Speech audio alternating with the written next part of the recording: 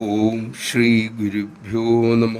2006 അമ്മയുടെ അമേരിക്കൻ പര്യടന സമയം. ഒരിക്കൽ ഫ്ലൈറ്റ് വളരെയേറെ വൈകി. അമ്മ തെല്ലും അസ്വസ്ഥയായില്ല. മക്കളെ വിളിച്ചുകൂട്ടി പുതിയ ഭജന പരിശീലിപ്പിച്ചു. പിന്നെ ഓരോരുത്തരുടെയും ആരോഗ്യനില തിരക്കാൻ ആരംഭിച്ചു. അതിനുശേഷം ദർശനത്തിനിടയിൽ സംഭവിച്ച തമാശകൾ പറഞ്ഞ് പൊട്ടിച്ചിരിച്ചു. സത്യത്തിൽ വിമാനം വൈകിയത് ഭാഗ്യമായി എന്ന് മക്കൾ കരുതി. ചില ഭക്തന്മാരുടെ വിമാനം അമ്മയുടെ വിമാനത്തിന് മുമ്പ് പോകേണ്ടതാണ്. അവർ പ്രാർത്ഥിക്കാൻ തുടങ്ങി, തങ്ങളുടെ വിമാനം കൂടി വൈകിയിരുന്നെങ്കിൽ എന്ന്.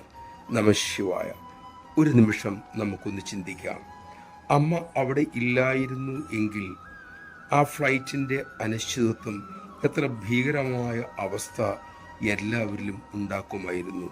അമ്മയുടെ ഒരു അമൃതവചനം ഓർക്കുക.